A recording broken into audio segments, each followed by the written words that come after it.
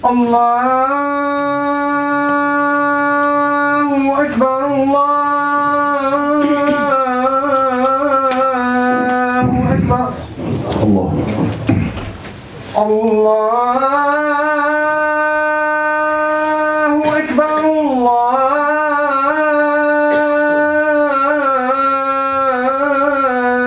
أكبر الله أكبر. أشهد أن لا إله إلا الله أشهد أن لا إله إلا الله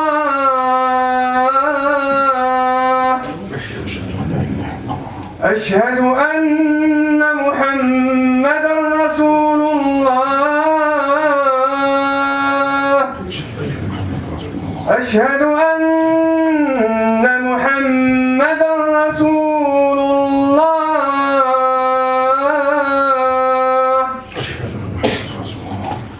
حي على الصلاة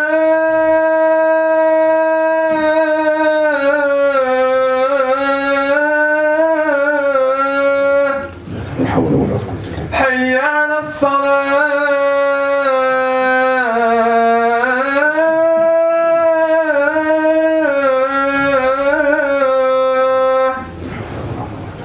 حي على الفلاح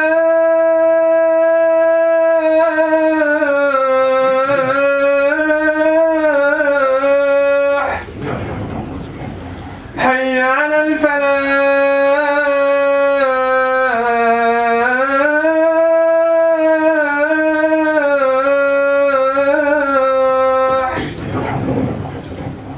الله أكبر الله أكبر الله أكبر. لا إله إلا الله لا إله إلا الله وحده لا شريك له له الملك وله الحمد يحيي ويميت ولا شريك له ولا حول ولا قوة إلا بالله. اللهم أنت الدعوة التابعة الصلاة.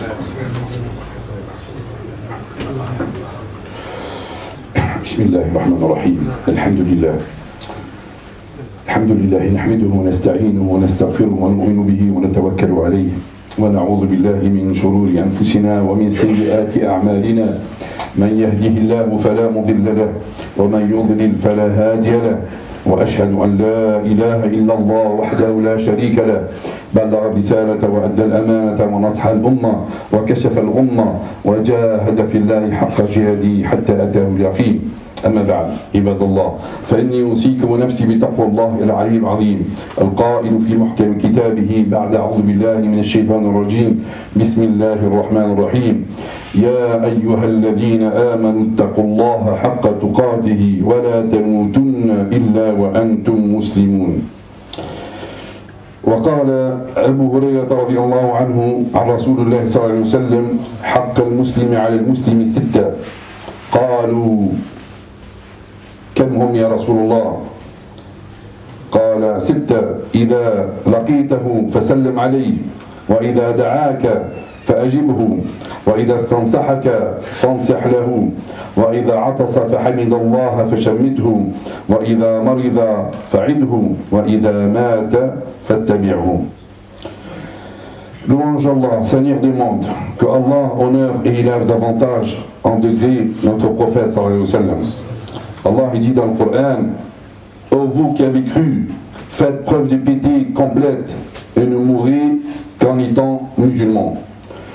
Le prophète sallallahu alayhi wa sallam a dit dans un hadith: le droit du musulman sur un autre musulman sont au nombre de minimum de 6. Ils ont dit quels sont, le prophète sallallahu alayhi wa sallam? Il a dit: c'est que tu passes le salam lorsque tu le rencontres, que tu répondes dans son invitation lorsqu'il t'invite, que tu lui donnes le conseil lorsqu'il t'en fait la demande, que tu invoques Allah pour lui afin qu'il lui accorde le bien et la bénédiction lorsqu'il éternue et qu'il dit Alhamdulillah, que tu lui rendes visite lorsqu'il tombe malade et que tu l'accompagnes en suivant son convoi funéraire lorsqu'il meurt. Le premier d'entre eux est que tu lui passes le salam lorsque tu le rencontres. Ainsi, parmi les droits de ton frère musulman sur toi, il y a le fait que tu lui passes le salam en premier lorsque tu le rencontres. Aujourd'hui, quand on marche, on entend que c'est l'autre qui passe le salam. Il ne faut pas attendre qu'on passe l'autre qui passe le salam. C'est lui qui passe le salam qui a plus de récompense. Et aujourd'hui, quand on passe au salam, on ne dit pas salam alaikum. On dit sabah al-khir, ou bonjour, ou salut, ou ce qu'il y a. En disant assalamu alaikum, et tu peux rajouter rahmatullah, yani, vous êtes sous la protection d'Allah, ou tu peux dire que la paix et la sécurité soient avec vous. C'est une invocation. C'est la différence que l'ouahd dit sabah al-khir ou msa al-khir, alors que le salam que Allah nous a envoyé, il y a des récompenses. Alors que quand on dit autre chose, ne sont pas récompensés. C'est une invocation de la part du croyant en faveur de son frère croyant. Cette invocation éveille dans le cœur de chacun d'entre eux la conscience de l'immense d'Allah Azza wa Jal, lui qui a fait que ce statut augmente entre eux les marques d'amour et d'entraide. Le prophète sallallahu alayhi wa sallam a dit وَالَّذِي نَفْسِ بِيَدِهِ لَا تَدْخُلُونَ الْجَنَّةَ حَتَّى تُؤْمِنُوا وَلَا تُؤْمِنُونَ حَتَّى تَتَحَابُوا أَلَا أَدُلُّكُمْ عَلَى شَيْءٍ إِذَا فَعَلْتُمُوهُ تَحَابَبْتُمْ أَفْشُوا السَّلَامَ بَيْنَكُمْ. Pour celui qui détient mon âme et par toute sa puissance, vous n'entrerez au paradis que si vous êtes croyants, et vous n'aurez une foi complète que si vous vous aimez les uns les autres. Voulez-vous que je vous indique une chose que vous ferez, qui vous fera vous aimer les uns les autres? Si vous l'accomplissez, il a dit, passez le salam entre vous. C'est pour ça, les frères, tous ces droits, ces minimum 6 de droits, Inch'Allah, qu'on va parler aujourd'hui, c'est très important. Les droits du musulman, ils sont beaucoup plus que 6. Mais on en a pris minimum 6. Dans le prophète en a parlé. C'est très important. C'est très important. C'est pas question de 6 droits. C'est le comportement complet du musulman. Comment mon attitude soit avec Allah et la créature, les humains, que ce soit musulmans ou non musulmans. Comment mon attitude soit être. Et nous, la religion, Allah nous a envoyé, c'est une éducation. Donc c'est pour ça l'insan, quand il voit son frère, il ne tourne pas la tête. Il n'attend pas que Assalamu alaikum wa rahmatullahi wa barakatuh. Le nombre de récompenses que tu gagnes. Le second des droits du musulman sur son frère en islam est de répondre à son invitation lorsqu'il t'invite à un banquet. Wa idha da'aka fa'ajibhu. Lorsqu'il t'invite, réponds à son invitation. Donc c'est une invitation, si ton frère que tu connais bien, c'est un frère pieux, alhamdoulilah, et que tu connais, que tu fréquentes régulièrement, qui t'invite dans un mariage pour son fils, pour sa fille, ou un baptême, tu dois y aller, tu dois répondre à son invitation. Par contre, si tu as un doute sur l'invitation dans quelque chose où il y a de l'alcool, où il y a un mélange de femmes et d'hommes, et quelque chose qui n'est pas sincère, qui n'est pas droit, tu n'es pas obligé de répondre.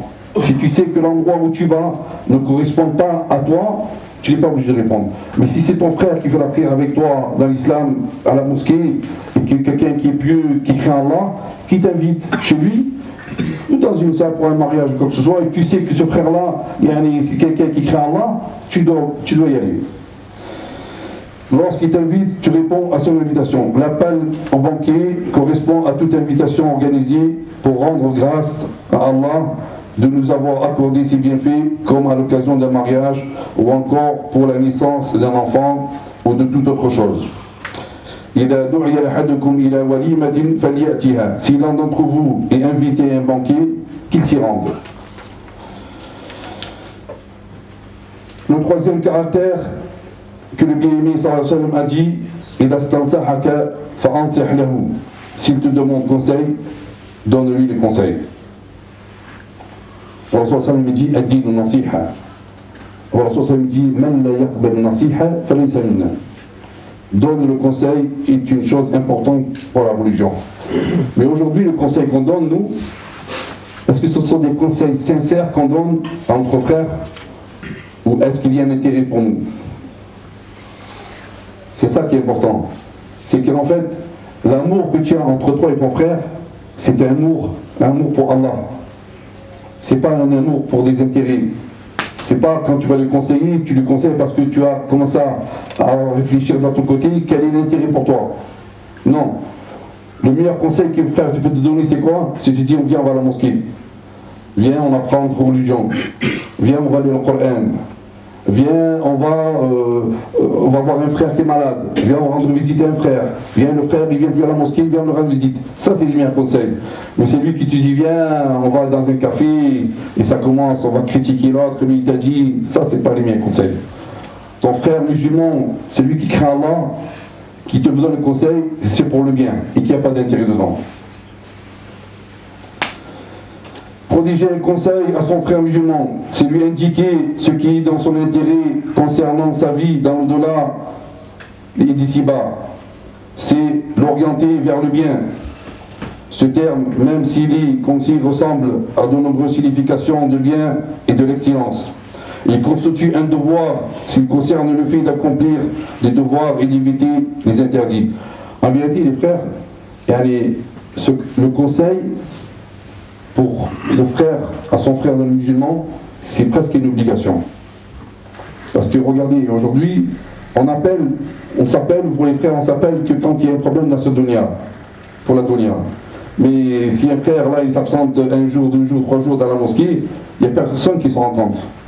Mais si tu vois, il y a des gens qui te disent, oui, il ne m'appelle pas pendant des mois et des mois. Le jour où il m'appelle, pourquoi? C'est parce qu'il y a quelque chose.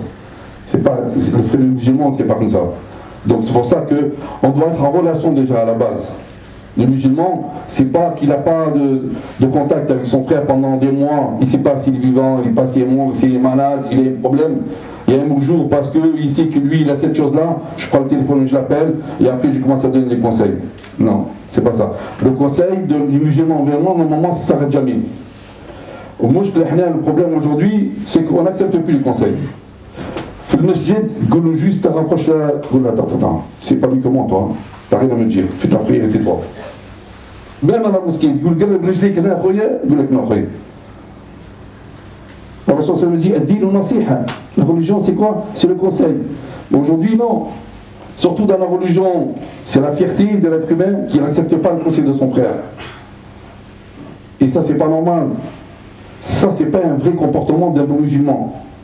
Même si je sais, jazakallahu khayr mon frère, barakallahu fik, une belle parole. Non, aujourd'hui non.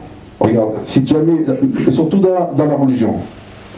Pourquoi? Parce que moi j'ai appris la religion comme mes parents m'ont appris depuis, donc j'ai pas accepté les conseils, et c'est qui lui qui va me donner les conseils? Depuis quand il fait la prière lui, qui vient me donner les conseils? Depuis quand lui il a appris? Depuis quand? Et depuis quand? Alors qu'aujourd'hui non, c'est pas ça le comportement du musulman. Même si tu le sais, il le rappelle. C'est quoi le rappel? Il profite à qui? Il profite aux croyants. Pourquoi nous n'acceptons pas le conseil aujourd'hui? Ça c'est de l'orgueil. Ça c'est de l'orgueil les frères. Aujourd'hui il n'y a personne qui accepte les conseils de son frère. Ah, c'est pour la dunya. S'il y a un intérêt, oui. Mais dans la religion, non. Parce que la religion on passe beaucoup après.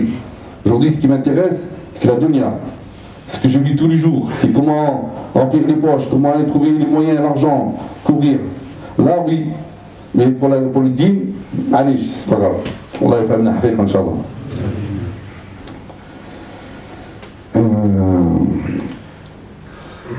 Et pour le 4e droit du musulman vers le musulman, s'il éternue et qu'il dit Alhamdulillah, invoque Allah afin qu'il lui accorde le bien et sa bénédiction. Le prophète m'a dit إذا عطس أحدكم فليقل الحمد لله وليقل له أخوه أو صاحبه يرحمك الله فإذا قال له يرحمك الله فليقل يهديك الله ويصلح بالكم. Lorsque l'un d'entre vous éternue, qu'il dise Alhamdulillah et que son frère ou son compagnon lui dise Alhamdulillah, qu'Allah te fasse miséricorde. S'il dit Alhamdulillah, qu'il lui réponde Yahdik Allah wa yaslih balakum. Donc ça c'est quand l'éternue qui lui dise Yarhamakallah. Et on ne fait pas pour lui cette invocation en raison de ce qui est parvenu dans le hadith du prophète sallallahu alayhi wa sallam. lequel deux hommes avaient éternué en présence du prophète sallallahu alayhi wa sallam. Le prophète a alors fait cette invocation en faveur de l'un, mais pas de l'autre. Alors ce dernier lui demanda: ô messager d'Allah, tu as fait une invocation de bien en faveur de cet homme-ci, et pas en ma faveur. Le prophète me dit: Inna hada hamidallahu wa anta lam tahmadillah. Celui-là a fait l'éloge de la louange d'Allah, et toi tu ne l'as pas fait. Donc c'est pour ça que l'insan, il dit, quand il éternue, n'oublie pas de dire Alhamdulillah. Donc voilà. Barakallahu fikum wa aqulu qawli hadhi wa astaghfirullah li wa lakum fastaghfiruhu yaghfir lakum.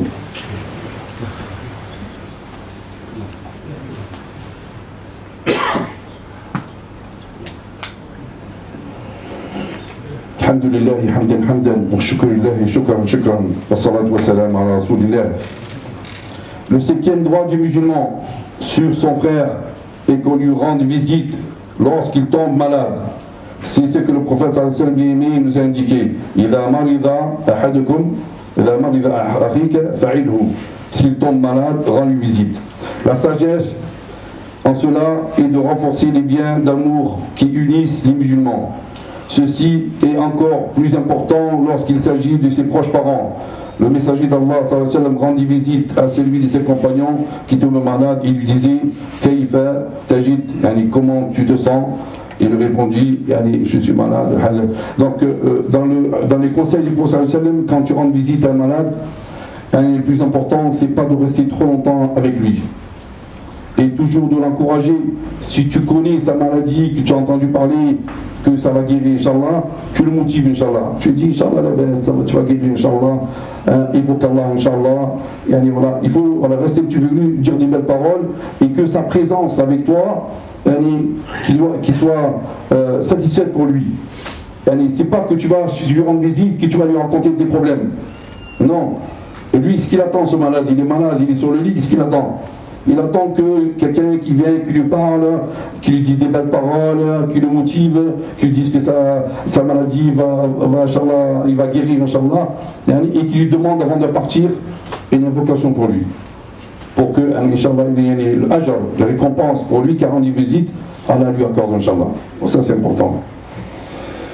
36e droit que le prophète sallallahu alayhi wa sallam a mentionné, c'est que le musulman suive le convoi funéraire de son frère décédé. Le véridique, c'est lui qu'Allah, le prophète sallallahu alayhi wa sallam a prouvé, il a dit: Wa idha mata fattabi'uhu. Et lorsqu'il meurt, accompagne-le à l'occasion de son convoi funéraire.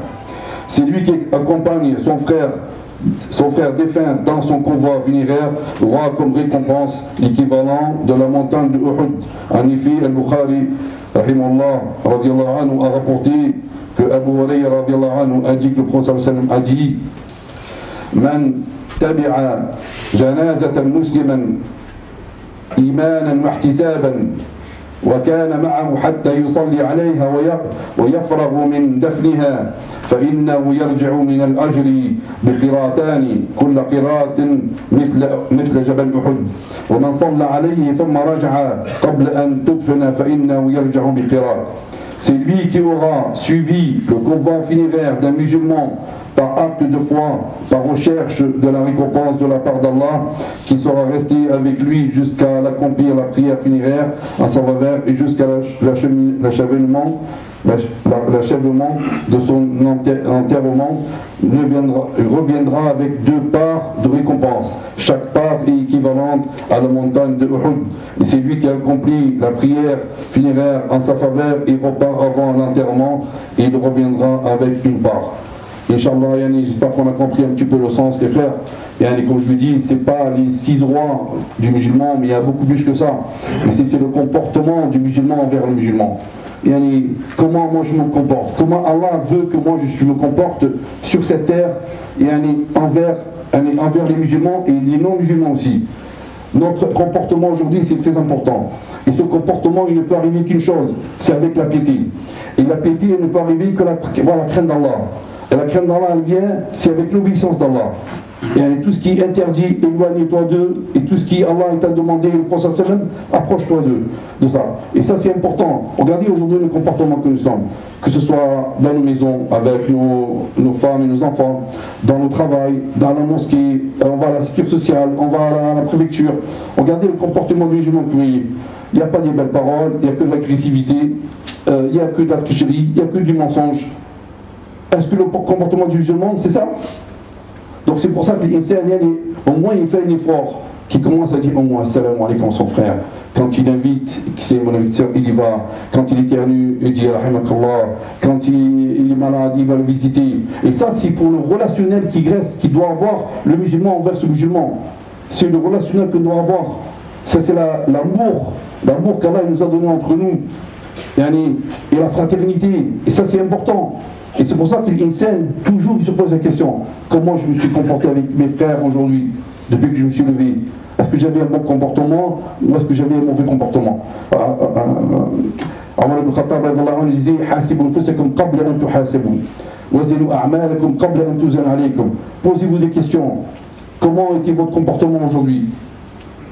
اللهم اهدنا فيمن هديت وعافنا فيمن عافيت وتولنا فيمن توليت وبارك لنا فيما اعطيت وقنا واصرف عنا شر ما قضيت انك تقضي ولا يقضى عليك انه لا يذل من وليت ولا يعز من عديت تباركت ربنا وتعاليت اللهم اقسم لنا من خشيتك ما تحول به بيننا وبين معاصيك ومن طاعتك ما تبلغنا به جنتك ومن اليقين ما تهون به علينا مصائب الدنيا اللهم متعنا بابصارنا واسماعنا وقوتنا ما أحييتنا واجعله الوارث منا واجعل ثأرنا على من ظلمنا وانصرنا على من عادانا ولا تجعل الدنيا أكبر همنا ولا مبلغ علمنا ولا تسلط علينا بذنوبنا من لا يخافك فينا ويرحمنا اللهم لا تدع لنا في مقامنا هذا ذنبا إلا غفرته ولا هما إلا فرجته ولا مريضا إلا شفيته ولا ميتا إلا رحمته سبحانك اللهم وبحمدك أشهد أن لا إله إلا أنت أستغفرك وأتوب إليك أستغفرك وأتوب إليك أستغفرك وأتوب إليك